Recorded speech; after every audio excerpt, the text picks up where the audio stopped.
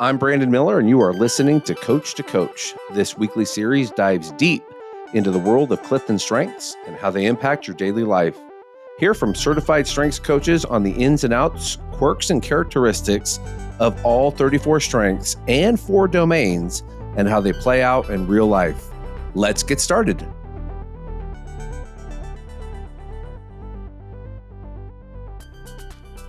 Hello and welcome back to Season 2 of the Strengths Whisperer, Coach to Coach. Today I have with me in studio Melanie Shaffer, managing partner of Talent Suite LLC.com. And her organization works with executives and organizations seeking to transform their people processes to be more effective. Melanie, welcome to the show. Thanks for having me, Brandon. We get to talk about the executing domain today, and I love the high-level topic of strengths in general. I especially like to talk about the collection of strengths referred to as domains.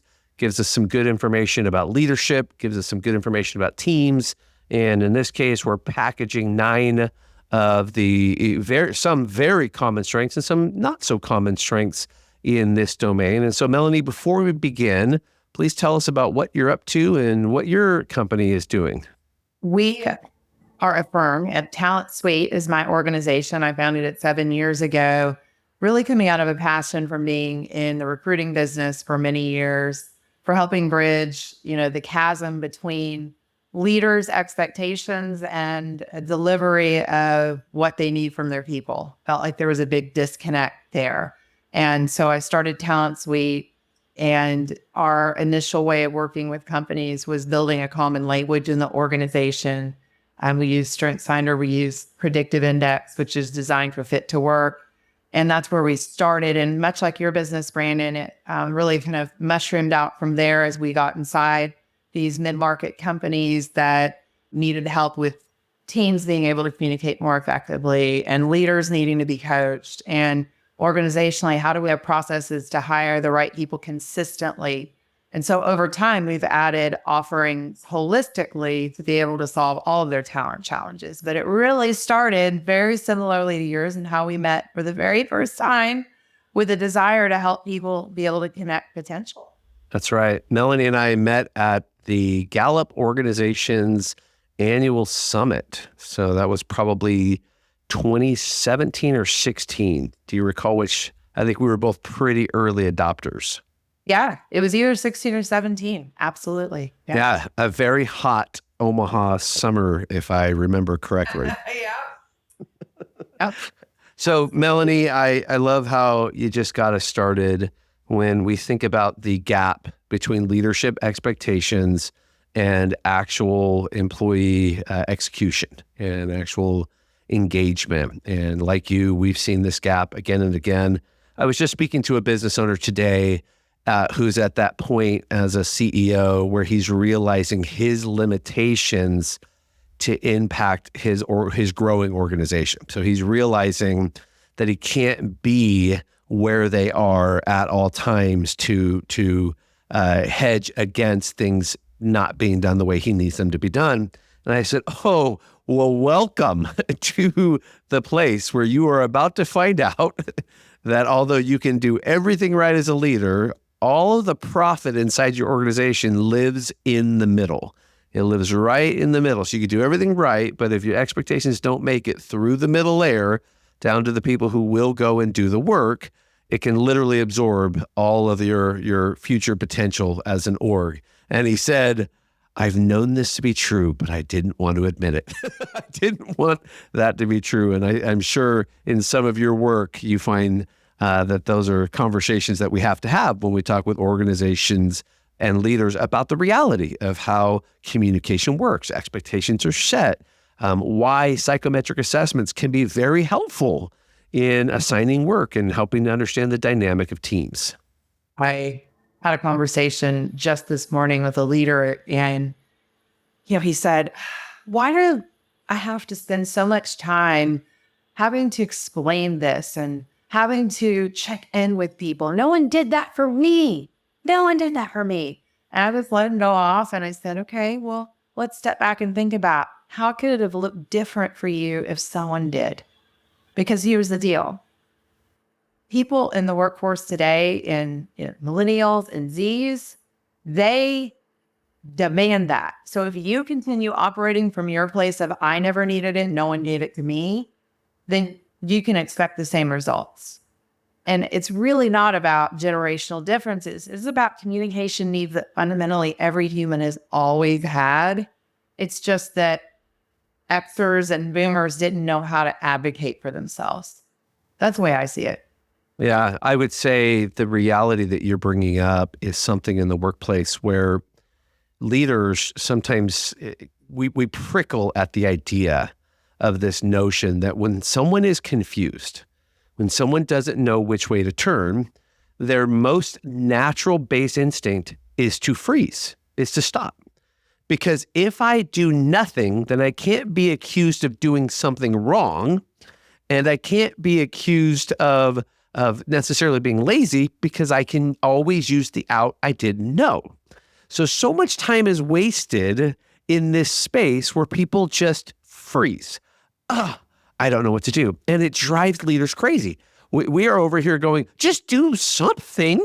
Just give us some, go do a thing that we can actually, we could guide a moving ship. It's nearly impossible to move you if you're docked at harbor. And what I coach leaders on is I say, if you can remember for a second back to junior high, and one of the things you learned in junior high is you never stand out.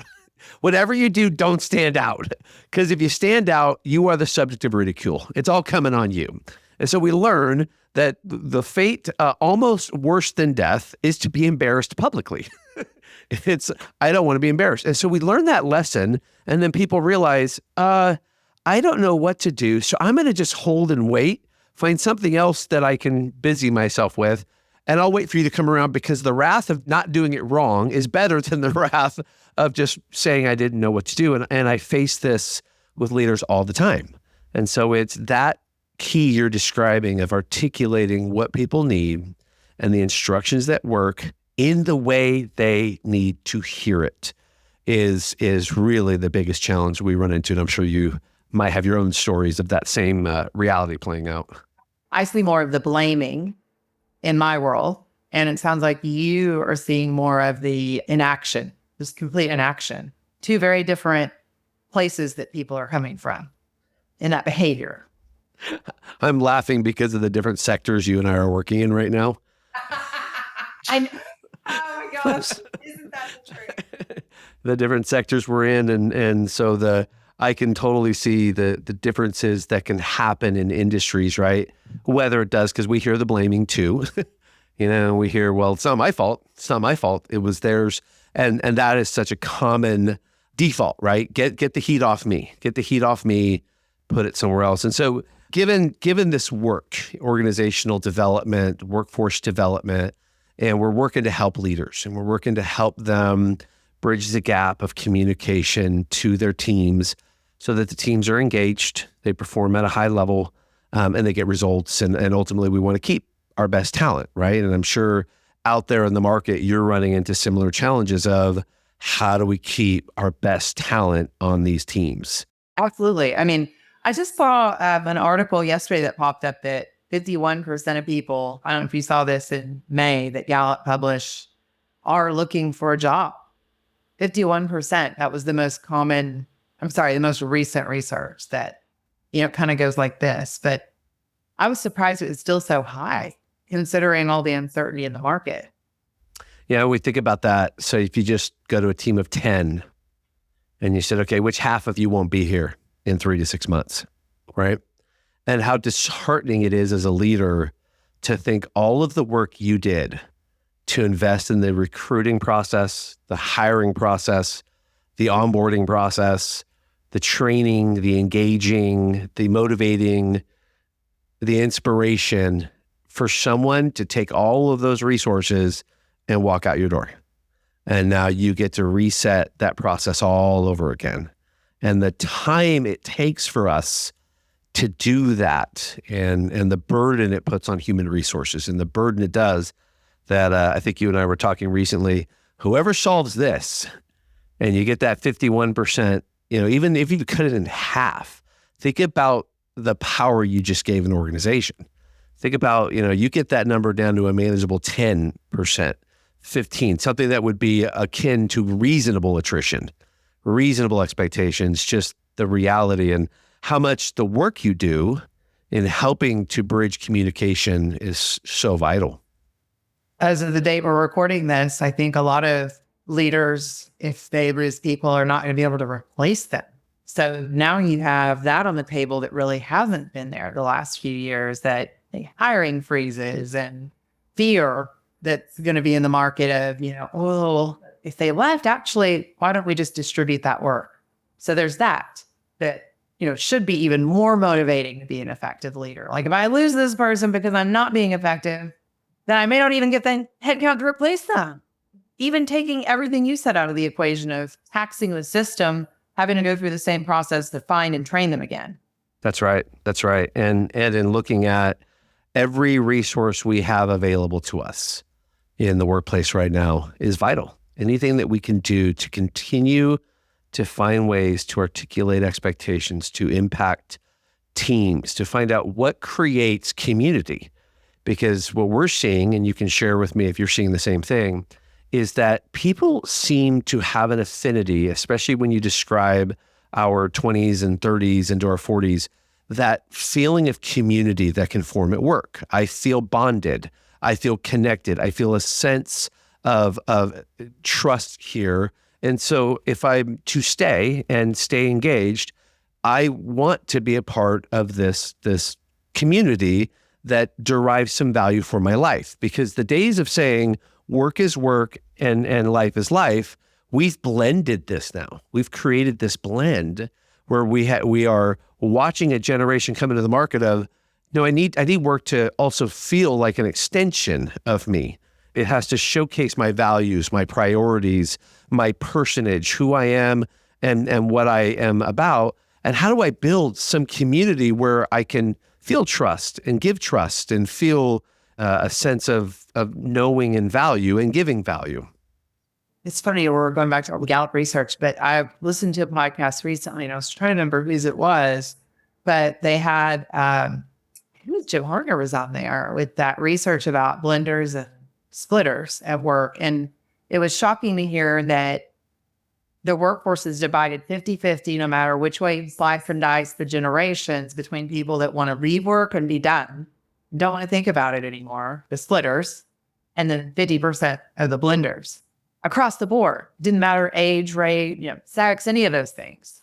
So I think that was almost like disheartening to, corporate America to be like, wait a minute, but this doesn't help us. So we have half the people that don't really need the integration and want to leave it behind at 5. And then we've got the other half that we have to think even more deeply about building trust, because they want this to be a much bigger part of their lives.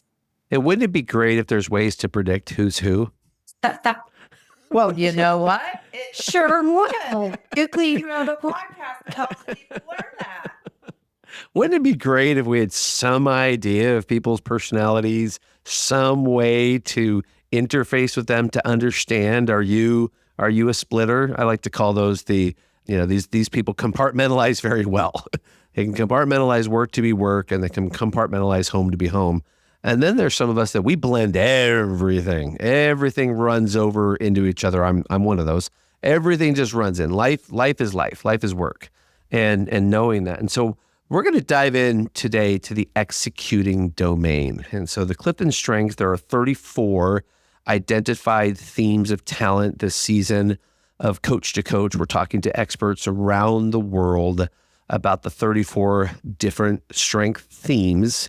And then we're dedicating 4 episodes to just the collection of strengths in their respective domains. 9 of these strengths collect in what is called the executing domain. And so you can think about these folks as the ones who do well at getting things done. That is their gift to the team. They think in terms of completing things, deadlines. They think in terms of throughput, effective processes, procedures. Their mind runs through the filter of planning complete project, on project process to completion. Their minds run through that filter. And with 9 strengths here, there's a lot of variance, a lot of variance within this particular domain to the very, very most common strength in the whole world, achiever, of which Melanie and I are both top 5 achievers. So we can relate with y'all that feel this burden to get stuff done. Insert other word. We can feel that burden to get it done. And then we also have, really rare strengths here, like discipline. Discipline is a rare strength globally. Very few people arrive with this in their top strengths. And so you have a nice variance, but for the most part, because achiever and its cousin over there, responsibility, you're going to meet these two on teams no matter what. These two are going to show up. People are going to work from one or the other or both. And so, Melanie, as we dive into this domain, let's level set some high level. When you think about the executing domain and identifying a team from here, and then we'll even work backwards to people, individuals, what comes to mind for you when you think about this domain? Oh, goodness. There's so many thoughts kind of going through my head when I think about this domain from perspective that I used to be a CPA. And so it was the majority of people, probably the first 5 years of my career that I spent time with. And I always felt so out of place, and once I started working with behavioral data, it made a lot of sense. Like, why this group of people, I think so differently. I think we've talked about before that I find that most leaders I work with, have one executing talent, if not in their 5, maybe they're 6 or 7, that, gets things done well enough, right? Because the other talents can get you so far, but there's a part where you have to bear down, and no matter what your role is, you have parts of it that require execution. So, on the domain itself, I find that people with heavy concentration of it, sometimes as someone with heavy influencing, I struggle to connect to them because they're not expressive, right? And I don't know what they're thinking, and I need that, interaction to feel like we're building some rapport. So, the biggest challenge I see when we're coaching leaders or working with leaders in an organization that have heavy concentration on a team of these executing talents, you usually find that there's not a lot of natural trust building happening. It can become very insular.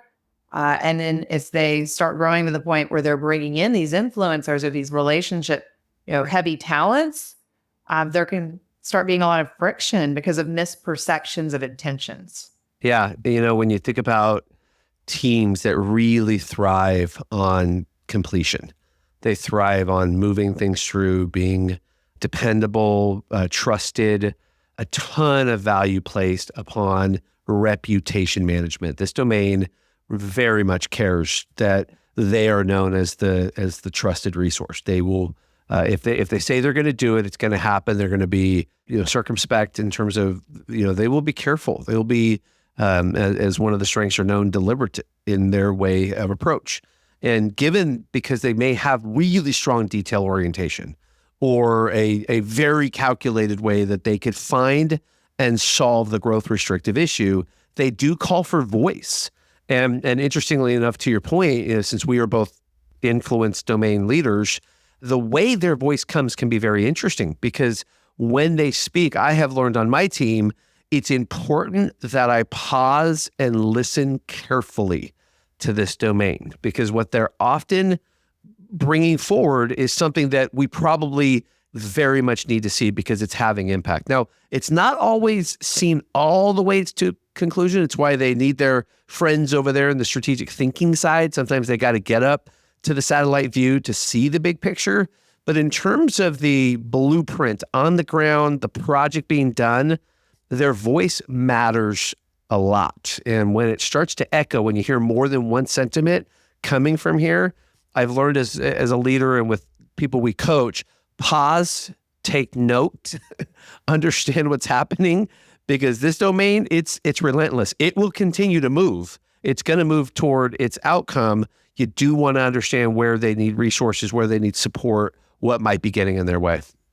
Well, and I find that, a lot of people in this domain, if they're part of teams that they're the minority, that tend to disengage when 2 or 3 times things have been brought up and people are not they're not putting any value in it. And I hear them say, well, it doesn't matter. I mean, I've just quit trying because, I ask questions and all I'm wanting is clarity on how, and I'm not getting it.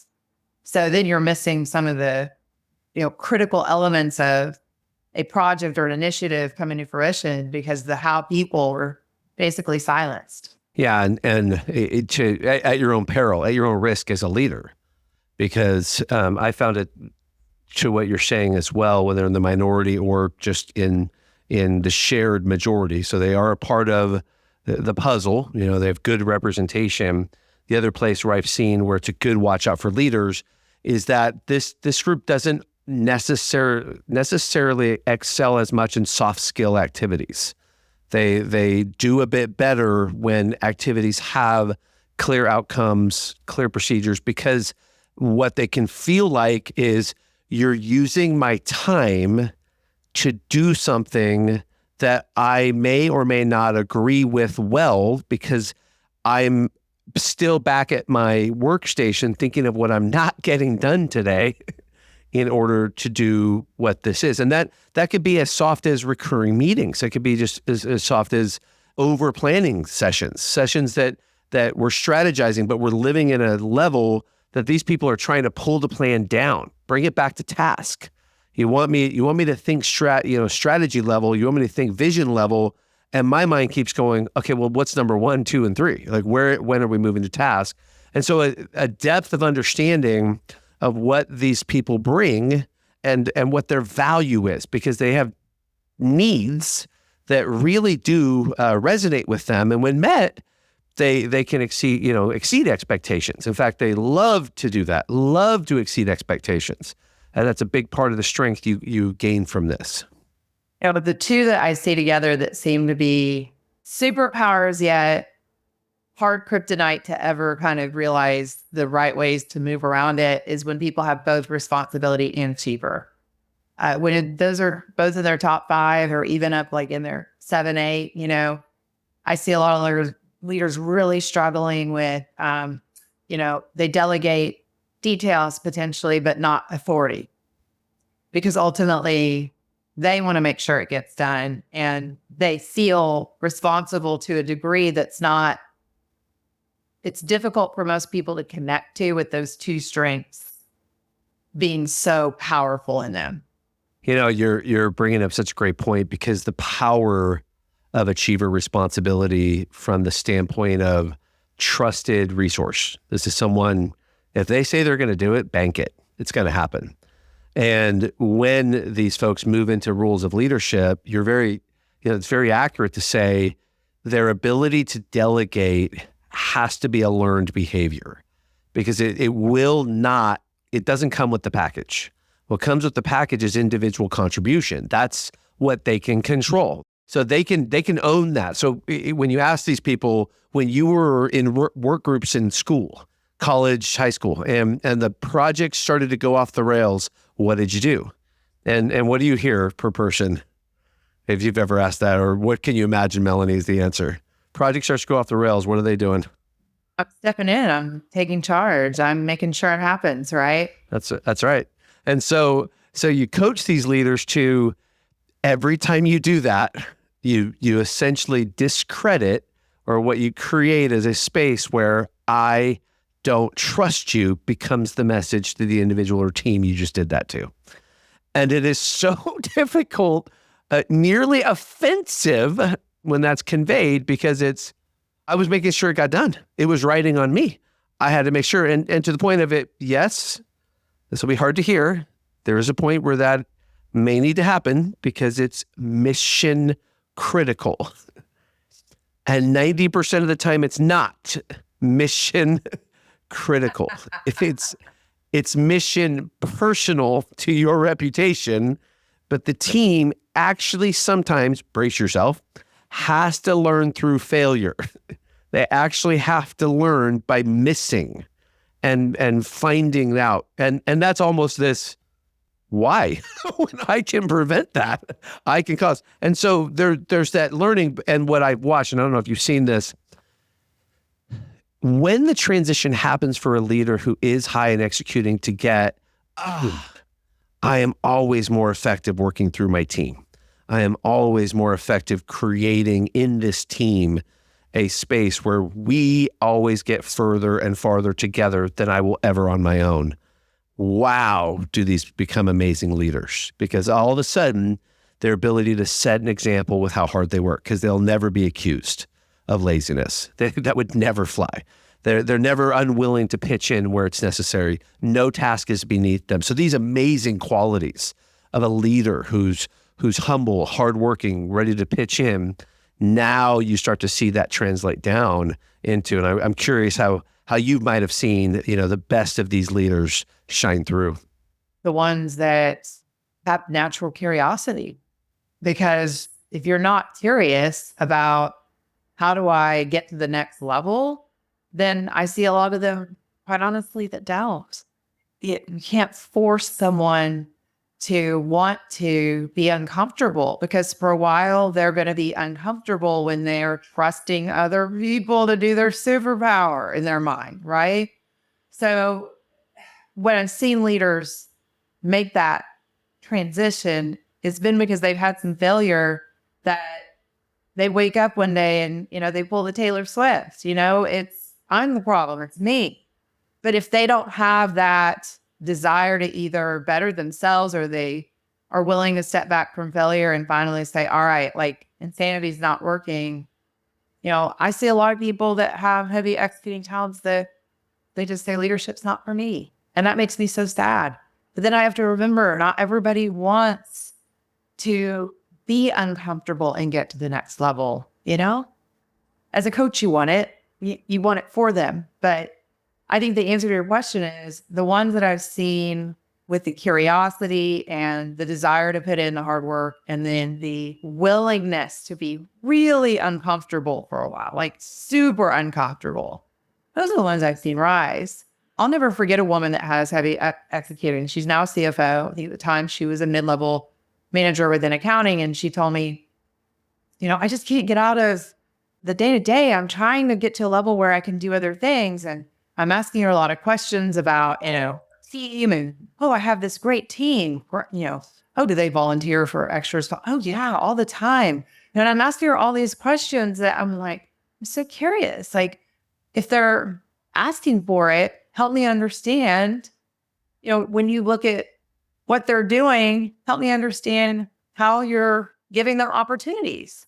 And she just kind of stopped there. She was like, I'm not. And I said, let's talk about what might be happening there.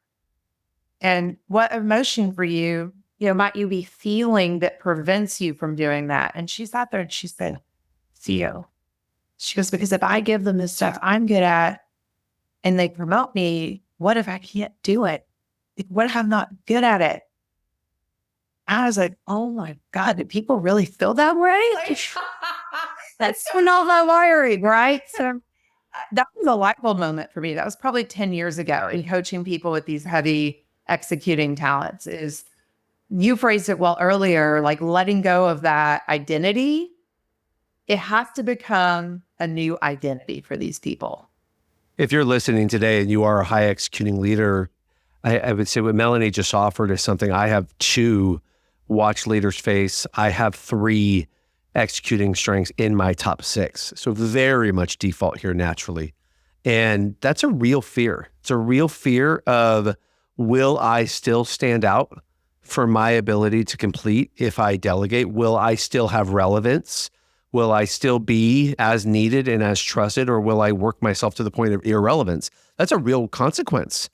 Or will other people soil my reputation? Am I better off staying an individual contributor because that's where I gain the most control? And to all of those questions, I would say, number one, there is nothing wrong at all whatsoever of thriving and excelling as an individual contributor. Because for some of us, that is the best place to be. That is the best place to be. And it isn't required that you lead people, because sometimes you're just the best project leader we could ever ask for. And you're great at that and be that. But for some of us, we are called to people leadership, and executors can really excel here. But Melanie is right. Fear must be faced, because the fact is people aren't processes. They're dynamic. They change. They're complicated. They go through difficulty. They require personal connection. Some of them really want to be known. Some don't want to be known at all. And the complexity of knowing who's who and what becomes a big part of this. So, Melanie, as we're coming around the bend here for our time today, and we're giving some advice, what can we tell? So, I'm a leader, and let's say I have a lot of executing folks on my team. Like we are strong here. How do we maximize that? What are some ways we can encourage them to really get some great things out of a high executing team? Well, I think the number one thing is aligning with them on more frequent touch points, because people with executing talents want more structure in their environment. They want more validation of accuracy and more monitoring of progress. The second thing I would say is, if you've got an executing team, the way you can really lift them up and further motivate them is to recognize milestones that you as the leader may not feel like are significant to you, but you're giving them praise and recognition for what they naturally do well.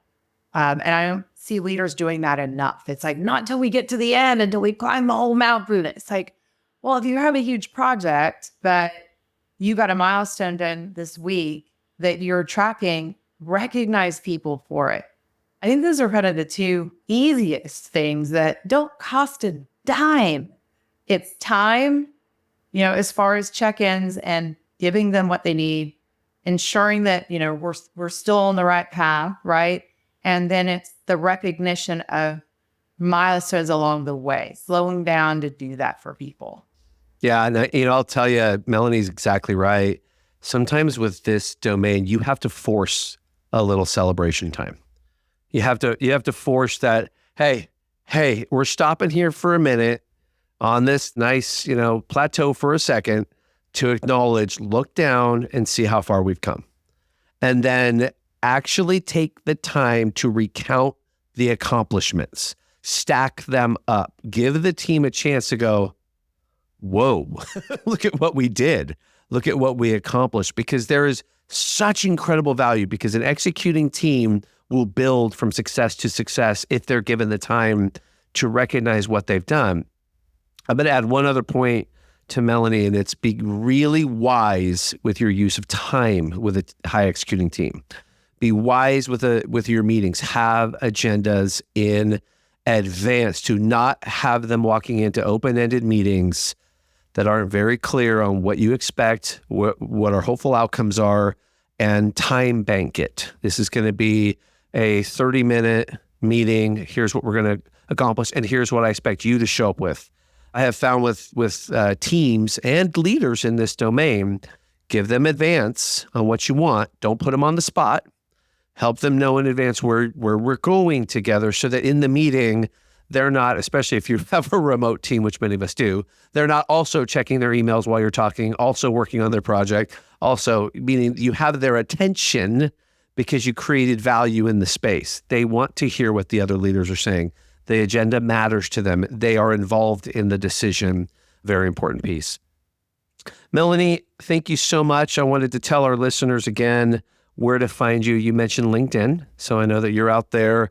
Recently, at the time of this recording, you're promoting your speaking. So I know you're out there doing speaking inside of the Vistage organization. We share that. I spent 6 years speaking there. And so if you are listening today and you are a Vistage chair and you're looking for a speaker, or you're a member of Vistage, I would highly endorse Melanie to come out and talk to your group.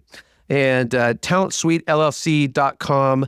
Melanie, can you tell us once again, hey, if people want to find you, if they want to know what you're doing, what's an entry point for you when people come to find you? Well, it's when they have a team that they need to better understand, how can we execute more efficiently together? Maybe we're not hitting goals consistently. Maybe we have some attrition in the organization. We want to get better at bringing the right people in, or they have a bench of leaders that need to be developed. I love it. And if you're listening today and you are a coach who coaches within organizations, our goal today was to provide you some insights into the executing domain, ways to think about coaching leaders who lead these teams. And hopefully we gave you some insight here. These 9 strengths, as we said, some are really common, some are super rare. And we would just say that in the realm of psychometric assessments, Clifton Strengths provides an amazing vocabulary. But we'd also dare say there are other pathways to get where you're going. Melanie mentioned that her company uses predictive index. I've seen some amazing results with other assessments that can show you what a similar type of person, as we call executing in Clifton Strengths, can do.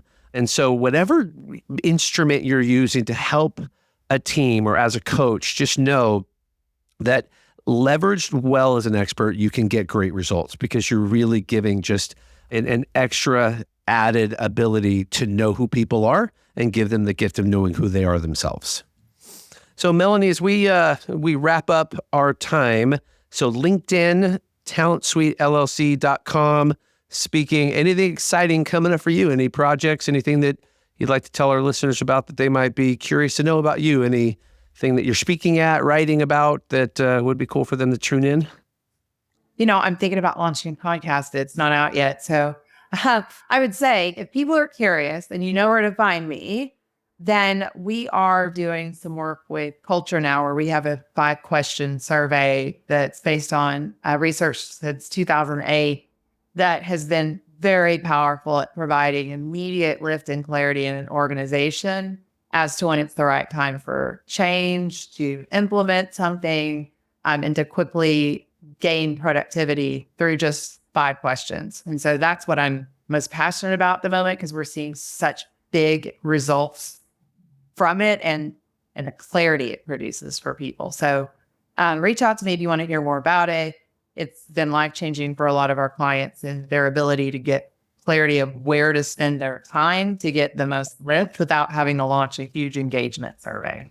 And one more time, what is the tool? So it's a proprietary tool through providers. They have to reach out to us if they're interested in it. We don't have a name for it yet. Okay.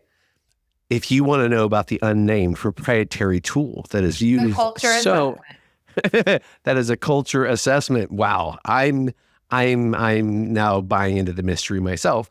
I want to know. You can find Melanie on LinkedIn. She's very prominent there, and that it's Melanie Shaffer, and I believe Dallas-Fort Worth region. Well, Melanie, thank you for joining me today, and listeners, if you'd like to learn more about what we're doing here with Coach to Coach, and you'd like a free resource around how to work with people with the Clifton Strengths, do email Brandon at 34strong.com, and we will give you a resource of how to be a great teammate to me is the name of the resource. It shows you all of the contributions and needs of each of the 34 strengths and how to get the very best from your people.